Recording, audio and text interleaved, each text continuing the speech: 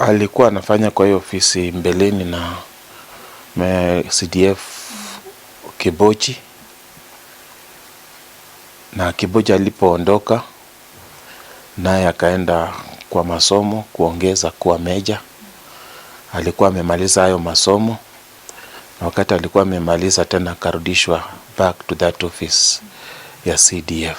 Ni ithe wa Hilary Ritali agitariria kiroto kia murio wake uria waingirire ruhonge-ini rwa mbirarũ mwaka-ini wa 2013 na kurikia mathomo make. Mwaka-ini wa 2016 thukuru-ini wa University wa Kenyatta, akiuga murio uria niwe urari irigithathi arari na kiroto gia gũgatuĩka munene wa mbirarũ bũrũri-ini ndi kiroto giki kirarengeka.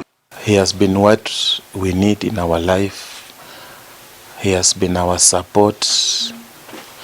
Na amekaa kuona ya kwamba wazazi wake wanakaa kama wazazi wa ofisa. Kwa hivyo tunaweza sema ya kwamba ni pigo kubwa kwetu. Ni mutino uria uguthite family ino igutha inene thutha wa murio wao uria niwe urari mwihoko gukwira mutino-ini ucio nyina mumuciari akiririkana mahinda ma gikeno ma murio. Amekuwa very prayerful. Amekuwa cooperative kwa kanisa, kwa family, kwa nyumba.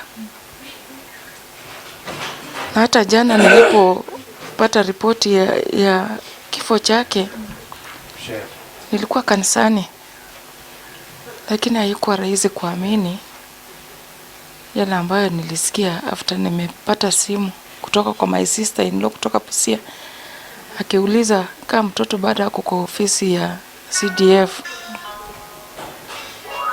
Nĩ gĩkeno kĩrĩa kĩonekanĩte mbica-inĩ ngũrani cia mĩtambo-inĩ ya ũkinyanĩria. Abitha ũyũ agĩkũngũĩra arĩ wĩra-inĩ na arata ake, rĩu agĩtiga mũtumia wake na mwana ũmwe. So tulitulia tu tukingoja tuambiwe ni kina nani hao, kwa sababu simu ya mtoto wangu haiendi through. Hakika Mungu ameweza kunichukulia mtoto ambaye alikuwa nyota katika nyumba hii, mtoto ambaye tumelea katika maadili ya Mwenyezi Mungu, katika njia ya heshima, anaheshimu kila mtu na alikuwa wa bidii. Abitha ũyũ no ũrĩa ũrarĩ aringe mĩaka 30 mweri-inĩ wa kenda mwaka ũyũ atigĩte famĩlĩ ĩno na ngoro hehenjeku na kĩeha ũndũ ũmwe na macakaya. Mwĩhoko wao ũrĩa atĩ ũthuthuria wa thirikari nĩ ũkũhithũria thĩna ũrĩa ũranyitire ndege ĩyo mbere ya ĩgwĩte. Handũ-inĩ ha ceceni ya Inooro TV kuma Shababu mũciĩ-inĩ wa Naikuru, rĩtwa rĩakwa nĩ Robert Wamaina.